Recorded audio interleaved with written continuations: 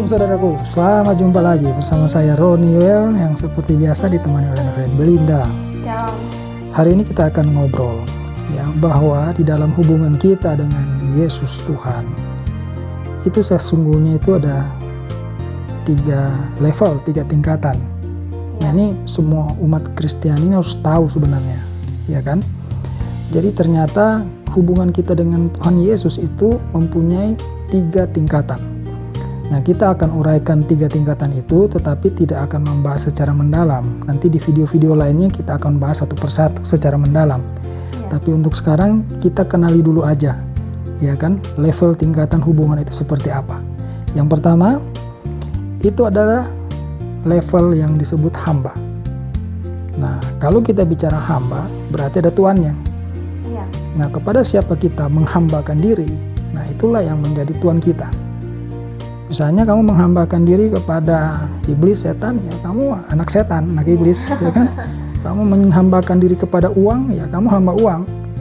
Ya, kalau kamu menghambakan diri kepada Yesus sebagai Tuhan, maka kamu anak-anaknya Dia. Ya kan? Kamu adalah hambanya Dia. Nah, jadi hamba itu apa? Nah, level hamba ini adalah kita tahu ya, sifat hamba itu kan melakukan pekerjaan apapun yang ditugaskan tuannya. Kalau dulu, zaman dulu itu kita sebutnya budak sebenarnya. Sekarang sudah diperhalus menjadi hamba. Ya. Jadi hamba ini sebenarnya dia punya kelakuan itu melakukan apapun yang ditugaskan oleh tuannya. Ujung-ujungnya apa? Bayaran. Iya kan? Dia tidak pernah akan melakukan sesuatu hal dengan tanpa upah. Jadi kalau seorang Kristen ya, di dalam kerohanian dia, apa-apa hubungannya dengan Tuhan hanya bermuara kepada kenyamanan dirinya. Nah itulah sifat hamba. Berarti dia masih kelasnya hamba, gitu kan? Berdoa mintanya berkat, ke gereja tujuannya ya supaya diberkati. Nah ini kelakuan hamba. Apakah salah orang berkelakuan hamba? Tidak juga, karena di Alkitab itu dibenarkan. Menjadi hamba Kristus itu bagus.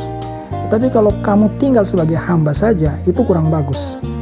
Ya kan, karena hamba itu bisa istilahnya mengkhianati, ya kan, sama seperti kehidupan di dunia nyata aja. Kalau kamu bekerja di suatu perusahaan, kamu tidak puas, kamu tidak mendapatkan apa yang kamu harapkan, kamu bisa pindah perusahaan.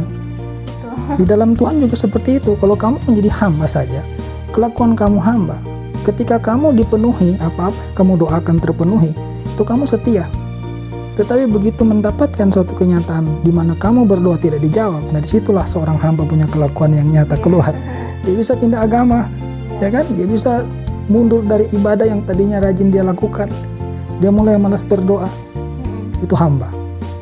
Nah, level yang kedua, oke, kita sebelumnya bicara dulu ayatnya ya. Ada ayatnya nih, coba baca. Timotius 2 ayat 9. Titus ya. Titus 2 ayat 9. Titus 2 ayat 9. Hamba-hamba hendaklah taat kepada tuannya dalam segala hal dan berkenan kepada mereka, jangan membantah. Nah, selanjutnya ayat 10 juga ada bilangnya, jangan curang, tetapi hendaklah selalu tulus dan setia, supaya dengan demikian mereka dalam segala hal memuliakan ajaran Allah juru selamat kita. Jadi di sini dibilang hamba itu hendaklah taat kepada tuannya dalam segala hal dan berkenan kepada mereka, jangan membantah. Ya memang hamba harus seperti itu. Karena ada hamba bantah-bantah perintah tuannya nggak ada. Ya kan, jadi seperti itu pengertian dari hamba. Nah selanjutnya kita akan melompat atau pindah kepada level berikutnya, itulah murid. Nah setelah hamba, murid. Apakah seseorang ketika menjadi murid statusnya itu lalu dia bukan hamba? Justru dia menjadi murid karena dia sudah lulus sebagai hamba. Jadi bukan berarti kalau dia jadi murid lalu dia tuh tidak lagi karakter hambanya tuh tidak ada. Justru kan naik level. Jadi sifat kehambaannya masih ada, tetapi dia punya tugas tanggung jawabnya sudah murid. Jadi dia kalau datang kepada Tuhan itu bukan lagi minta ini minta itu. Dia mau belajar. Kan murid. Kenapa dia mau belajar? Kan dia mau jadi serupa dengan gurunya. Kamu belajar silat, tentu saja gurunya menurunkan jurus-jurus silat supaya kamu punya kemahiran sama seperti gurunya. Itu guru yang baik seperti itu. Jadi waktu kamu jadi murid, Ya kan? Niat hati kamu itu sudah mau belajar firman Tuhan sungguh-sungguh. Iya. Supaya kamu mengenal apa yang Tuhan perintahkan kepadamu secara baik. Gitu. Apakah sifat hamba langsung lenyap? Tidak. Justru karena kamu sudah lulus dari kehambaan itu. Ketika kamu menjadi hamba yang setia. Iya. Ya kan? Akhirnya kamu kemudian digerakkan hati kamu.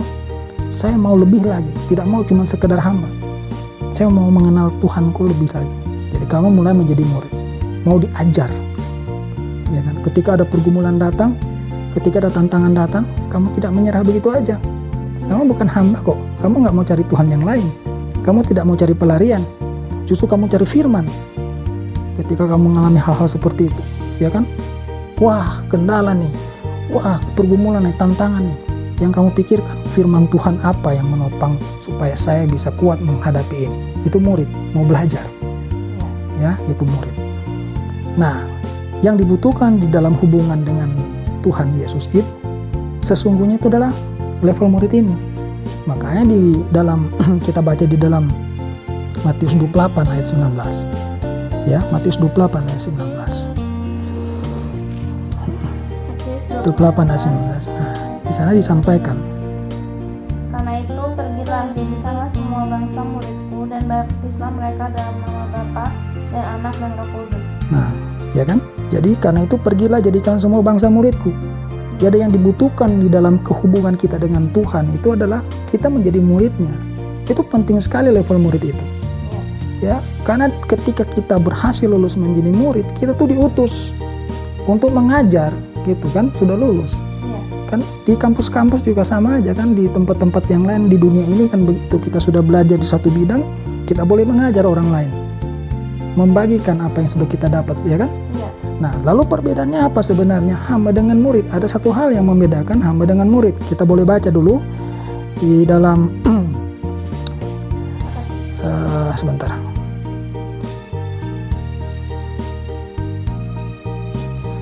Kita baca di Yohanes 13 ayat 35. Yohanes 13 ayat 35. Yohanes 13 ayat 35. Dengan demikian semua orang akan tahu bahwa kamu adalah murid-muridku, yaitu jikalau kamu saling mengasihi. Ya. Jadi salah satu ciri dari murid itu adalah dia sudah mempunyai kasih. Ya, kalau hamba itu cuma uang aja, dia bisa tidak punya kasih. Yang penting saya melakukan sesuatu, saya dapat upahnya. Ya kan, makanya kan suka ngedumel. Saya rajin beribadah, ya kan. Saya sudah berpuluhan, kan saya melayani, kan saya rajin berdoa. Kok saya ngalamin begini? Berdoa kok nggak dijawab? Itu kelakuan hamba itu. Ya kan? Orang senggol bisa tersinggung, bisa marah. Hamba, ya kan? Direbut porsi kerjaannya atau direbut haknya, marah kan. Iya. Hamba kan nggak mau diambil jatahnya, ya kan. Ini punya saya, ya kan. Kamu jangan ambil, soalnya di sini ada jatah saya, ada upah saya. Iya. Tapi kan murid nggak begitu, murid ada kasih. Nah, di dalam kasih itu ada pengampunan, ya kan. Kalau orang bilang dia punya kasih tidak ada pengampunan, tuh omong kosong. Karena itu teman baik itu, kasih dengan pengampunan itu sahabat karib, seperti dua sisi mata uang. Iya. Seseorang yang punya kasih pasti mampu mengampuni. Jangan dia omong kosong bilang saya punya kasih, tapi dendamnya jalan terus. Itu nggak ada kasih orang seperti itu. Ya, tersinggung dikit baper.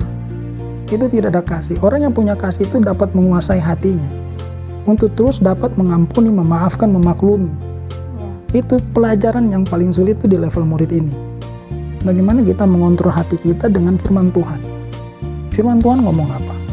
Ya kan? Nah, itu yang kita mesti proses di dalam kebatinan kita, dalam hati kita.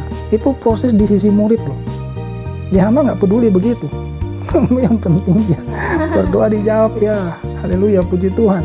Sejauh itu masih dijawab, ya haleluya puji Tuhan.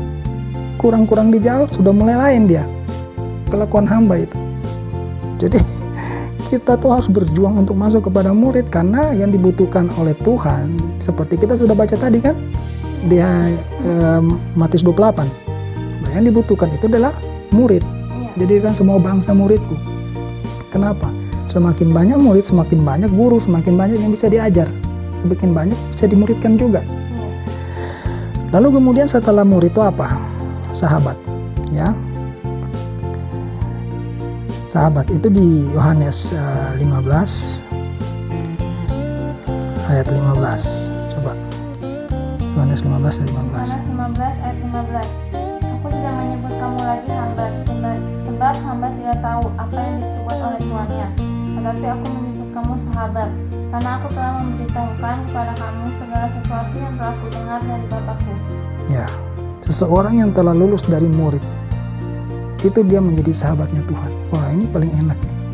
Udah indah banget kalau kita levelnya sampai situ. Karena sahabat dikatakan di sini, karena aku telah memberitahukan kepada kamu segala sesuatu yang telah kudengar dari Bapakku. Jadi tidak ada rahasia lagi, sahabat. Iya. Ya, jadi ini level yang paling tinggi. Tetapi yang dibutuhkan oleh Tuhan selama kita hidup di bumi ini tentu saja adalah menjadi murid dulu.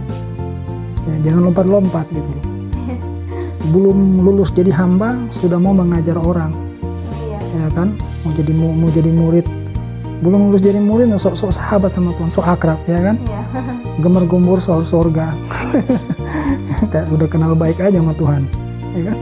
Jadi proses ini yang akan membuat kita tuh matang di hadapan Tuhan, hati kita tuh matang gitu loh. Kita betul-betul mengenal Tuhan yang kita sembah itu.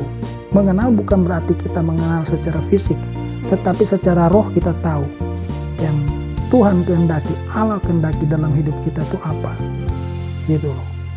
Jadi kita akan terus melakukan ketiganya ini.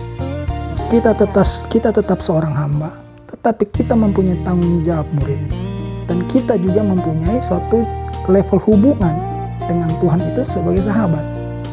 Nah, kita tuh mencapai ketiga ini tuh indah banget, ya kan? Jadi kamu tidak kehilangan sifat hambamu, tetapi kamu punya tanggung jawab tuh murid, sehingga kamu tidak mudah goyah gitu sebagai hamba, karena kamu sudah level tanggung jawabnya murid.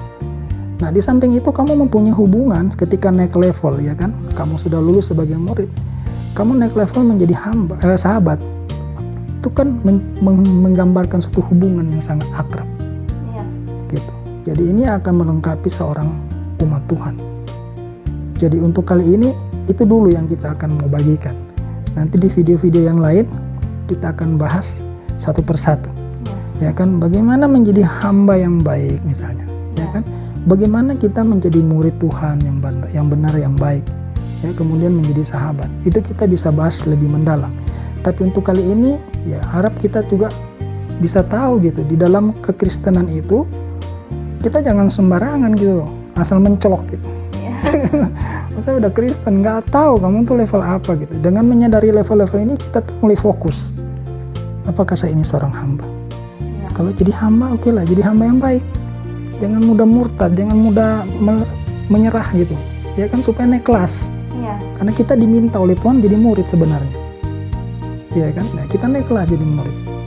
Nah, setelah jadi murid, nah kita sudah diproses di situ sedemikian rupa, secara otomatis itu nanti kita tiba pada suatu hubungan dengan Tuhan yang disebut sebagai sahabat. Gitu. Jadi semoga dengan mengetahui bahwa di dalam kekristenan itu ada level-level hubungan seperti ini, kita bisa fokus untuk menata kerohanian kita. Ya, kita tuh jangan asal beragama, jangan asal beribadah. Ya, karena hari-hari ini banyak sekali orang merasa sudah bertuhan, sudah beragama. Padahal itu cuma perasaan. Hati-hati. Perasaan kita tuh bisa menipu kita sendiri. Kita tidak akan tertipu kalau kita mengenal firman Tuhan. Jadi perasaan kita mau bagaimanapun juga, begitu kita baca firman Tuhan, kita bisa diluruskan. Salah perasaan kamu, ini yang benar. Karena kita tahu firman Tuhan. Kita tidak, kalau firman Tuhan patokannya cuma perasaan, kamu merasa saya ini beragama, saya ini bertuhan, ya, saya ini baik. Siapa bilang? Coba dulu baca firman Tuhan, benar nggak kamu baik? Benar nggak kamu itu sudah setia? Benar nggak kamu itu sudah taat? Benar nggak kamu adalah pelaku firman? Atau kamu cuma penghafal firman? Ya, jadi cukup sekian dulu kali ini. Semoga di video yang berikutnya kita bisa membahas yang lebih dalam lagi untuk ketiga masalah tadi, ya kan? Hamba, murid, dan sahabat. Haleluya, amin.